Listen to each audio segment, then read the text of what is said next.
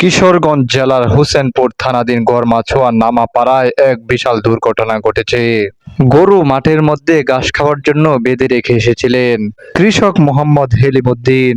গরু মাঠে রাখা আসার কিছুক্ষণ পর আবার গরু আনতে গিয়ে দেখেন গরু রশিদে পেঁচ লেগে পানিতে পড়ে মরে আছে।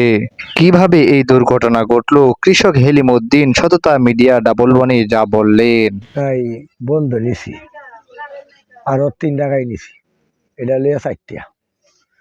তাই গৌরী লাড়িয়ে দে তুই খালি বাড়িতে আইছি, তো বাড়িতে হারিয়া তারপরে খালি মনে হয় দুলা ভাত খাইছি, ভাত খাইয়া হারিয়া তারপরে মনে হয় গরুর আগে লয়ে যাবো।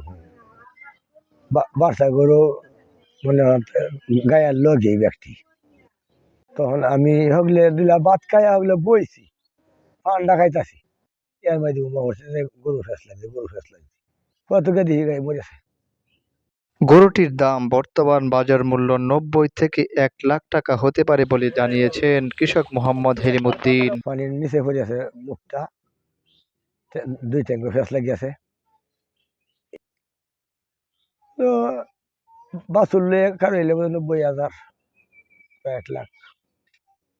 প্রত্যক্ষদর্শীরা যা বললেন, গরু বন্ধ বান্ধা ছিল, রশিতে নাম্বার রশি লাগায় বান্ধা ছিল, তখন প্যাঁচ লাগিয়া তখন মানে উল্টে পড়িয়া গিয়া মারা গেছে।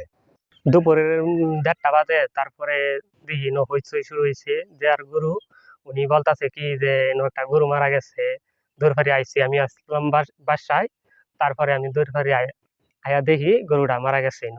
গরুটি কিভাবে মরেছে তা দেখার জন্য আশপাশের লোকজন এসে ভিড় করছে।